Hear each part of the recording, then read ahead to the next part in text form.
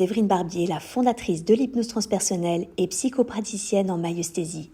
Si ce contenu vous plaît, abonnez-vous et partagez. Belle écoute.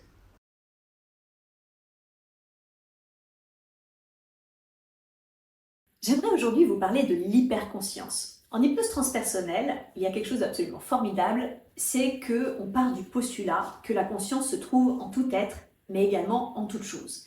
Et de fait, tout ce qui va émerger à la conscience de nos consultants durant une séance d'hypnose transpersonnelle est interrogeable.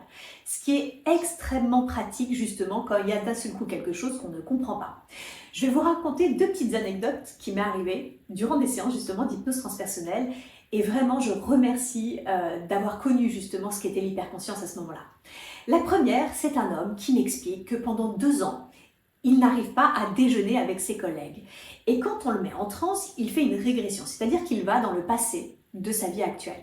Et on se rend compte qu'enfant, pour le protéger de sa maman, il s'était mis une espèce de bulle de verre. Et en interrogeant cette bulle, elle m'explique justement qu'elle est là pour le protéger.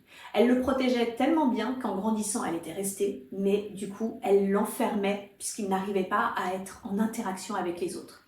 En interrogeant, du coup, en accueillant le petit garçon et ses ressentis, en allant voir la raison pour laquelle la maman se comportait ainsi, la bulle de verre n'avait plus de raison d'être et à peine j'ai demandé si elle était encore utile, qu'elle s'est tout simplement volatilisée. 2 semaines plus tard, cet homme m'appelle et me dit qu'il a déjeuné avec ses collègues. Vous voyez, c'était quand même très joli. Une autre fois, j'ai une consultante qui vient me voir et qui m'explique qu'elle a déjà fait une séance d'hypnose spirituelle avec une autre approche, mais que ça n'a jamais marché car il y avait une flamme violette qui apparaissait et la praticienne avait pu essayer de tous les moyens de la sortir de cette flamme violette. Rien n'avait fonctionné. Je la mets en transe, bien sûr, flamme violette apparaît. À ce moment-là, je ne cherche pas à la sortir, car pourquoi la sortir de quelque chose que je ne connais pas, que je ne comprends pas? De fait, j'interroge cette flamme violette et je lui demande qui elle est. Et voilà que la flamme violette me répond « sa conscience supérieure ». On pouvait toujours essayer de la sortir de la flamme violette. Et quand je lui ai demandé la raison pour laquelle elle apparaissait comme ça, sous cette forme et en tout début de séance, elle me répond « eh bien tout simplement parce que ce que je veux lui montrer, ça ne va pas lui plaire ». Effectivement, ça se comprenait car c'était une reptilienne, mais repentie. Et toute la suite ensuite de la séance s'est extrêmement bien déroulée car elle nous avait prévenu en amont, donc c'était même au contraire une aide.